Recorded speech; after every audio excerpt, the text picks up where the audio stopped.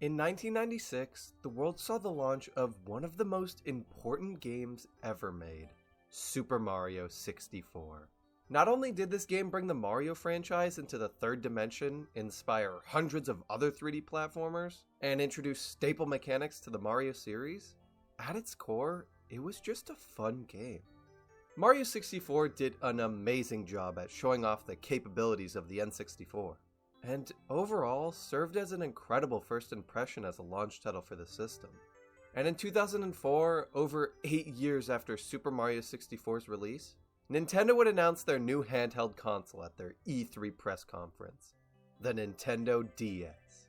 And to show off just how powerful this new dual-screen system was, Nintendo revealed an enhanced remake of Super Mario 64 for the system, very appropriately called Super Mario 64 DS.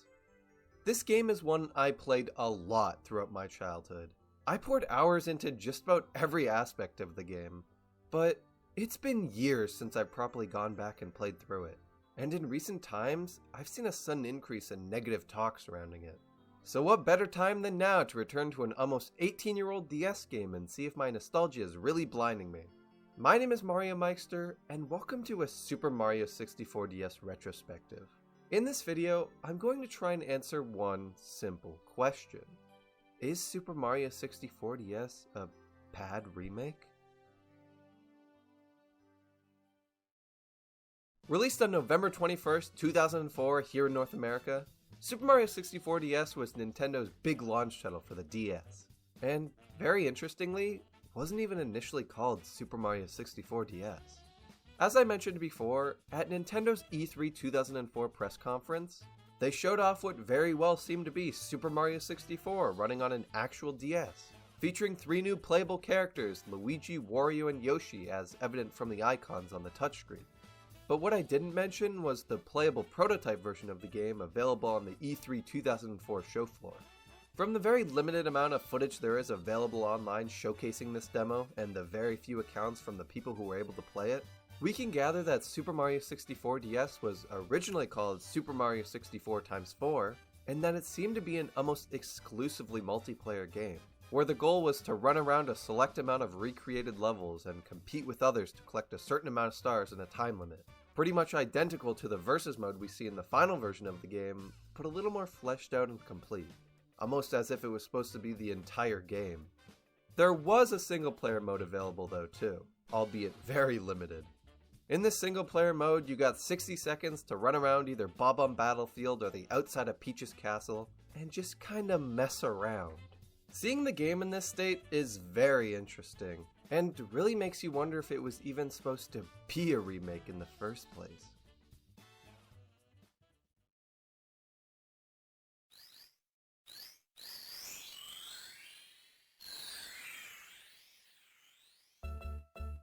Me, Mario. Upon opening the game, you're greeted with a title screen pretty similar to that of the original Mario 64's, but now DS-ified. You got the settings option, versus mode, adventure, rec room, and of course Mario's big fat head in the center of the screen. Clicking this head results in Mario turning into a drawing that you can either play around with, or what I prefer doing, using the touchscreen to draw your own beautiful rendition of Mario. Fun fact about this little drawing feature, if you repeatedly click then go back to the menu, instead of getting a Mario drawing or Yoshi, you'll instead get a little drawing of Luigi. This is such a minor little Easter egg, but I absolutely love it. Getting to the adventure mode though, Super Mario 64 DS opens with a very different cutscene than that of the original. Of course, Peach has still baked a cake for Mario and invited him over to eat it, but now joining him out of the pipe are 2 of the new playable characters, Luigi and Wario. After a bit of fighting, the gang make their way up to the castle, but never seem to leave. Because of this, Lakitu alerts a sleeping Yoshi to wake up and go find the 3. Having the player start off with Yoshi, and hell, having Yoshi be a playable character in the first place, is something I've always loved about this game. Yoshi works so well in 3D here. I mean, you got his flutter jump that serves as a great way to cross gaps or hold your place in the air for a while, and his tongue attack that allows him to eat and spit out enemies, or turn them into eggs that, when you shoot them, home in on the nearest enemy. Yoshi's moveset and special abilities are so fun to mess around with in levels, and really makes me hope we get to someday see him fully playable again in a 3D Mario game. The closest we've gotten in recent years is him being capturable in Odyssey. Since you start off as Yoshi, a character who's unable to pick up and throw things like Mario, the first star of the game, the fight with King Bob-omb, is much different. The fight now sees King Bob-omb throwing bob-ombs at Yoshi that Yoshi has to eat up and spit back at the king before they explode in his mouth. The game having this many differences so early into its runtime is absolutely enough to make you realize that Super Mario 64 DS isn't exactly a faithful remake of the N64 game with some new characters. It's an entire reimagining of the game with huge changes to stages, missions, and boss fights that, to me, really help it stand on its own as an entirely different experience. Speaking of huge changes that help this game stand on its own, just look at the renovation this room got in 64 DS. Now instead of just being a tiny room with the same painting plastered on the walls 3 times, it's a gigantic room that holds 4 locked doors. 3 of the locked doors here are for the 3 unlockable characters in the game. But that white door? I mean, there could be anything in there. In order to unlock the 3 character doors so you're not stuck as this dinosaur the entire time, you have to find each of their portraits hidden around different areas of the castle, or in Luigi's case, stuck in King Boo's attic. Inside of these portraits lie entirely new levels, even with a couple power stars to collect in them.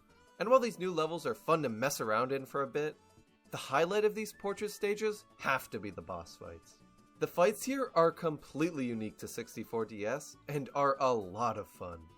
The boss in Mario's portrait is against the one and only Goom Boss from Paper Mario 64, who, fun fact, is the only Paper Mario character to appear in a mainline Mario game. The boss in Luigi's portrait is against King Boo from the Luigi's Mansion series, who, in order to defeat, has the player use the reflection of a mirror to tell where he is on screen. Finally, the boss in Wario's portrait has you go up against Chief Chili, a completely original boss enemy. Having the player unlock these characters in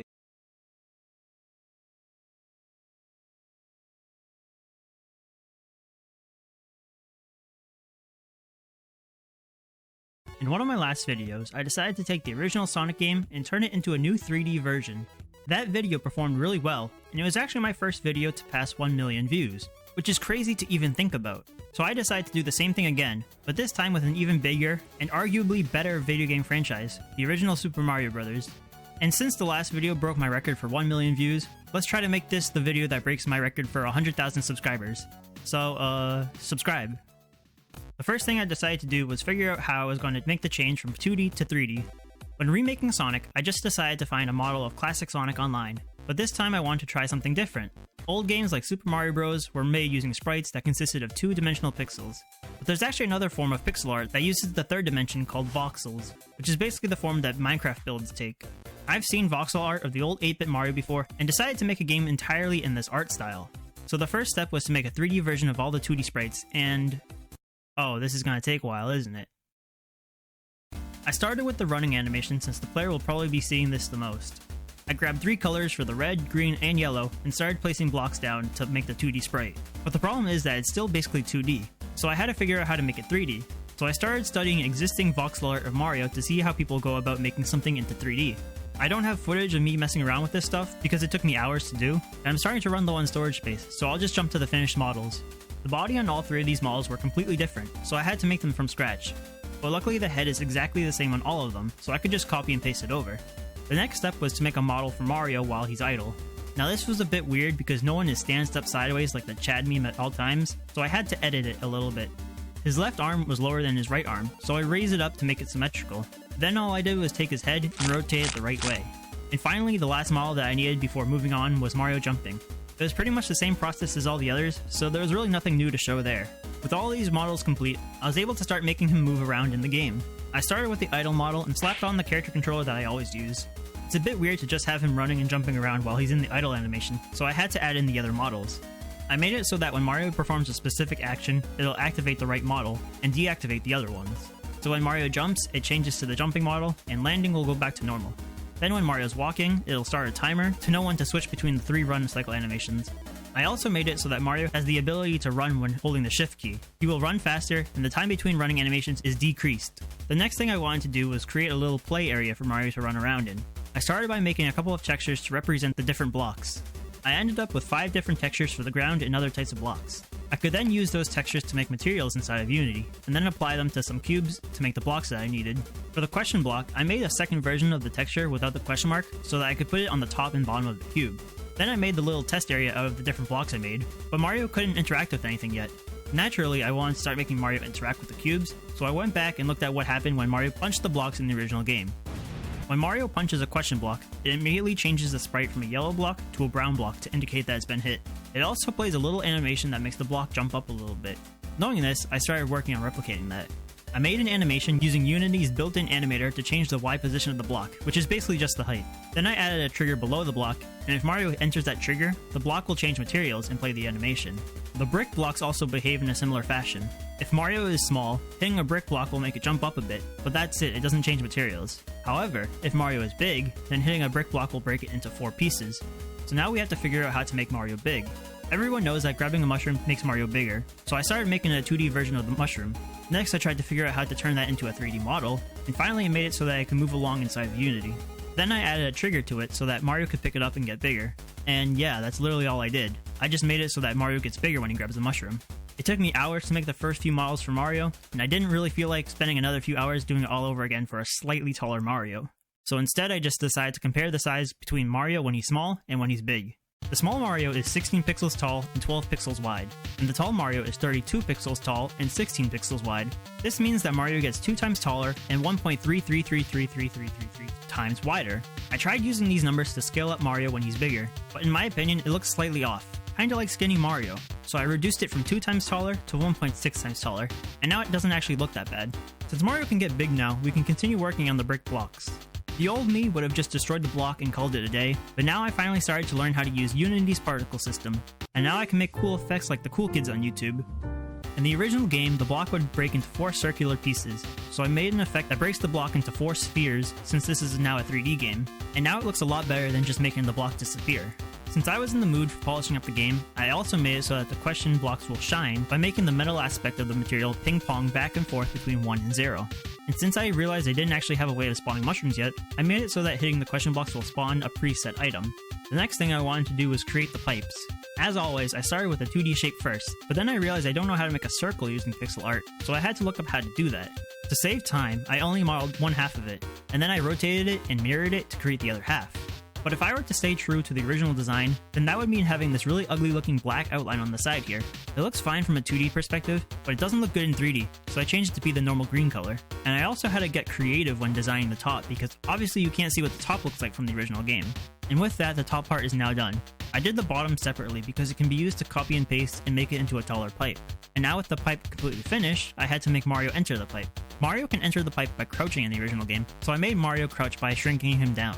Now when he crouches on top of a pipe, he gets brought to the center, faces the camera, and then I turn off collision and camera tracking to make it look like he entered the pipe. But he's actually just falling through the world. Forever. Then when Mario comes out of a pipe, I have to re-enable collisions so that he doesn't fall back through. With the pipes finished, I decided to make the bushes next, because they had the same color palette as the pipe. Unlike the pipe, the black outline actually doesn't look bad on the bushes, so I decided to keep it. And there are actually 3 different versions of the bushes, but the only difference between them is that they copied and pasted the small bush a few times to make the larger bushes. And by this point, I started to realize how much copying and pasting the original developers did when making the game. Like, watch this. Did you know that Goombas are just the exact same model as the mushroom, but just slightly modified to be able to fit their feet? Needless to say, it wasn't hard for me to edit the mushroom model to make the Goomba. I even used the same script I used to make the mushroom move to make the Goomba move. The only difference is that I had to make Goombas hurt Mario, instead of giving him a power-up. And I also quote-unquote animated the Goomba by mirroring it every few frames to make it look like it was walking. The only difficulty I had making the Goomba was trying to get Mario to stomp on it. I made a hitbox for Mario to jump on the Goomba. When Mario touches the hitbox, it's supposed to shrink the Goomba and make Mario jump a little bit. Half the time it works as intended, but the other half of the time, he misses the hitbox and hits the hurtbox instead, making him take damage. I'm still not entirely sure how hitboxes are supposed to work. But next up was making the other iconic Mario enemy, the Koopa. I realized that the Koopa was going to be a lot more complicated to make than the Goomba. This is because the Koopa actually has 2 distinct animation frames. While the shell stays constant, the head and the feet change. I tried my best converting it to a 3D model, and it looks really good, but just don't look at it straight on. When stomping on the Goomba, it turns into a shell, which will start spinning away when it's stepped on. Other than that, I reused the mushroom script once again to make the Koopa move.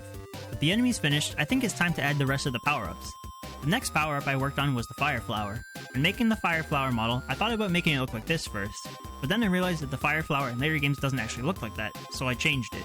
The interesting thing about the Fire Flower is that it constantly changes color. I did this by simply changing the colors in Magical Voxel, and then importing the new versions into Unity to get the new materials. Then I could set it on a timer and swap between the materials every few frames. Then grabbing the Fire Flower will also give Mario the power-up, which will change his color as well. Then I modeled the Fireball and made it rotate when it's active. Then I picked a spawn point in front of Mario to shoot fireballs from, and now clicking will shoot fireballs out. These fireballs will bounce using a physics material, and will also destroy any enemies that it touches. The last power-up to add now is the Star. Like the Fire Flower, the Star will alternate colors, and like the fireballs, it'll bounce on the ground. When Mario has the Star power-up, he'll gain invincibility, and he will also change between 4 different colors, one of which is what he currently looks like. And then I had to make it so that he'll constantly destroy any enemy he comes into contact with. At this point, I was getting ready to start replicating World 1-1, but there were still a few more things that I needed to add. In World 1-1, there's a secret underground section where you can collect some coins. I modified the textures I made for the ground block and the brick block to create the bluish underground version of the blocks. And then I modeled the coins and started placing them around. In the original game, the coins don't actually spin, they just shine. But all the 3D games, and even Super Nintendo World, show that the coins spin, so I decided to just make them spin. Next I needed to show that Mario could collect the coins, so I started working on the UI. I replicated the look of the UI from the original game, using a font I got from Google Fonts. But for now, the only thing I'm going to change is the coin count. I'll save the score and timer until later in the video. The reason being is that we still need to make the iconic end of the level, the flagpole and the castle. Mario gains points at the end of the level based on how high on the flagpole he reached, and how much time he had left when he finished the level. But first I need to model the flag and the castle. The flag was pretty straightforward. It was just a sphere on top of a very long 2x2 pole. Next I made the castle by taking a brick block, making a base, and then making the top. Then I made all the little pieces on the castle that stick up, and added the yellowish outline to both the top and the bottom. And finally I made the doorway and the 2 windows. Now to make Mario grab the pole, I actually needed one more animation model, so I decided to just take the jumping model and alter it a bit so both arms and legs look like they're reaching out. Finally, I can make it so that when he grabs the pole, he'll slide down and walk inside the castle. To do this, I made sure that when the pole is grabbed, the collision on the castle is disabled, so I placed a block inside the castle that will stop Mario from completely walking through the castle. This block will be important later again when calculating the final score. But for now, we need to work on the timer. The timer is weird because when it shows 400 time is left, that isn't actually 400 seconds. It's 160 seconds. Because why use something that already exists and works when we could just make our own? You can figure out how much time is left by taking what the timer shows and dividing by 2.5. I don't know why, that's just how it is. With that in mind, we can figure out how to calculate how much time is left and make an accurate timer. Then we can start calculating points. Mario gains points based on each enemy he destroys. He gains more and more points for enemy destroyed if he doesn't touch the ground. This is also how he can gain infinite 1-ups. Other ways he can collect points are from the flagpole and the time remaining when finishing the level. Based on how high Mario grabs the pole, he'll gain more points. In the later games, he gets a 1-up for touching the ball on the top, but in the original, he would only get 5,000 points. Then once Mario goes inside the castle, it'll start giving him 50 points per each unit of time left. This is why the block inside is important. When Mario touches that block, the points start adding up. And now there's only one thing left to do, and that's to start making the levels. But I'm only going to be doing World 1-1 in this video. I found a picture of the outline of the level, and then used that as a basis to start creating. I placed blocks and the other stuff that I found, and first made a 2D outline. Then I stretched out the blocks to make it wider and more 3D looking. Then I started moving things around to make it have more depth than a 1 block wide level. I made a blue texture to create a skybox, and made it turn black when you enter the underground level, and the result is exactly what you're looking at now. I also started testing with other camera angles. Instead of a third-person camera like this, I tried doing an orthographic camera, like the one from Crossy Roads, but it was kind of hard to play the game this way. Ultimately, I think the best way to play this specific level would probably be the original 2D perspective, but I think this little game serves as a cool playable version of a Super Mario Bros. Diorama. As with all the other games that I remake on this channel, I won't be releasing this for obvious reasons, but I think it would be cool if Nintendo themselves made a 3D game in this style in the future. And that's pretty much all I have for this video.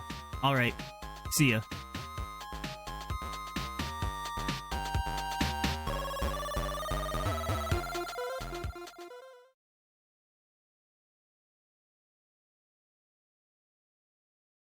Esta es una isla privada de 250 millones de dólares. Literalmente todo lo que puedas imaginar lo tiene esta isla. Y voy a mostrarles la diferencia entre esta y una isla de lujo de 150 millones de dólares. Una enorme isla de 45 millones. Una isla congelada de 5 millones y mucho más, empezando con la isla privada más barata del mundo. Esa cosa, acabo de notar que tal vez no quepamos todos. El primer paso en mi nueva isla. Tenga su dólar. Gracias, señor. Gracias por vendérmela. Ahora estoy, amigo. Revisemos lo que compré. Mi primera impresión es que es más pequeña de lo que pensé. Por el precio de $1, también te dan un montón de ladrillos, un inodoro viejo... ¡Contra el baño! ...y muchos postes de madera. Hay más postes que metros cuadrados en esta cosa. De hecho, se llaman pilotes. Pilotemos el bote, me quiero ir. Y como pueden ver, no hay nada cerca, así que la haré explotar. Más tarde en el video, vamos a ir a una isla de $150 millones. Y también a una super isla de $250 millones. Pero primero, vamos a ver la isla de $1 millón llamada Isla de los Monos. Sí, escucharon bien. Esta isla literal está repleta de cientos de monos. Entiendo por qué es la Isla de los Monos. ¿Quién es este mono? Es Odie. Odie se llevó mi naranja. Ok. Mono ve comida, mono roba. Todos los monos de la isla tienen una táctica para acercarse a la gente. Primero te hacen creer que eres su amigo y luego te roban la comida. Quédatela. ¡Qué bonito! ¡Ya se subió el bote! Si te preguntas dónde puedes dormir con tus amigos en esta isla, suspendidas sobre el agua hay 6 cabañas de lujo que alojan tanto a humanos como a monos. El mono tiene la GoPro, Jimmy. Señor, la necesitamos para grabar. Por favor, devuélvamela. Gracias. Ok, ya rescaté mi cámara. ¿Quieres verlo? ¡Oh! ¡Lo tiene! ¿Quieres el sombrero? Ok, puede quedárselo, señor. A este paso voy a acabar desnudo. Los monos se roban todo lo que ven. Y los monos no son la mejor parte de esta isla. Verán, esta isla no es una isla como tal. En realidad es la cima de una enorme red vegetal submarina que emergió de la arena y el agua para crear esta ilusión de isla que vemos en la superficie. Entonces, ¿es una isla de 1 millón o un arbusto de 1 millón? Porque no tiene tierra. ¿Tú qué crees? Yo no sé. La isla son los amigos que hicimos. Y al otro lado de la isla hay una zona de relajación privada y un salón de masajes frente a la playa. ¡Nolan! Estoy tratando de no caerme al Un agua. mono me va a dar un masaje. ¡Eso es genial! Miren cómo se congela todo el agua detrás de ustedes. ¿Qué?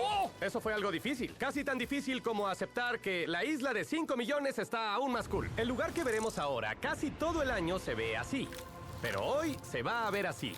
No es broma, esta isla tiene un clima tan frío que el lago que la rodea está totalmente congelado.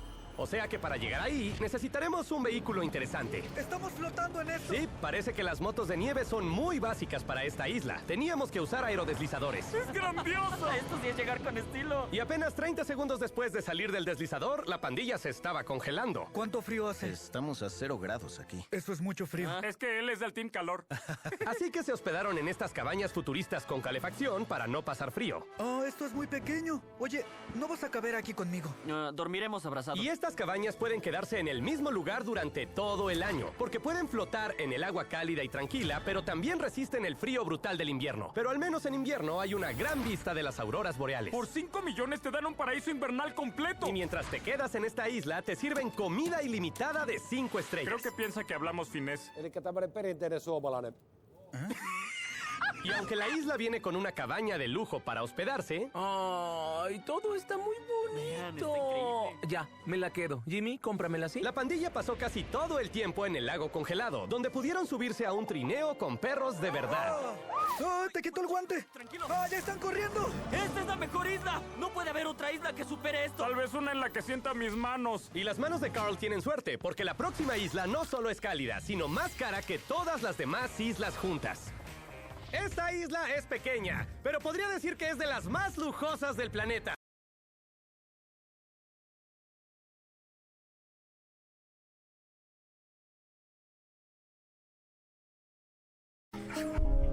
Let's get out to his town. Twice in the blood on the floor. Said, do you wanna crow the crow? Said, no, I don't. Why am I so violent? I don't even need to try. I'll take this gun and let it fly. Out all your fire. Leave you crying. Break your leg. That's what they said. I can't rest until I'm dead.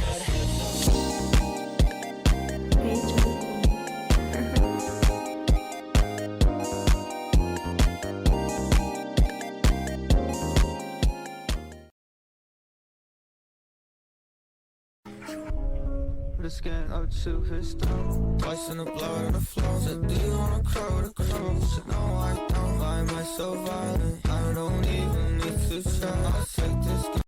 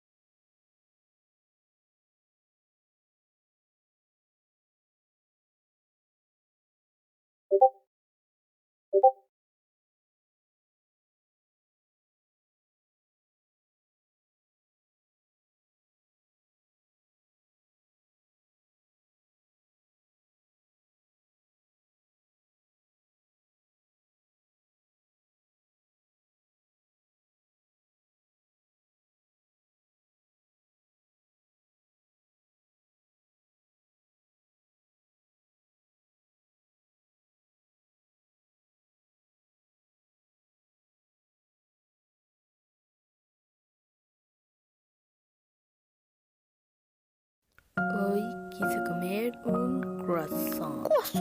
Así que fui a una tienda donde venden croissant. Y compré un croissant. Y volví a casa con el croissant.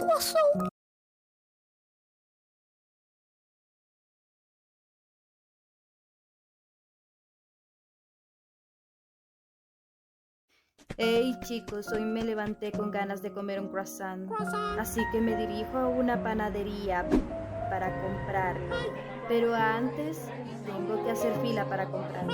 Ahora me dirijo a mi casa para disfrutar del croissant. Y después de todo puedo disfrutar de un croissant.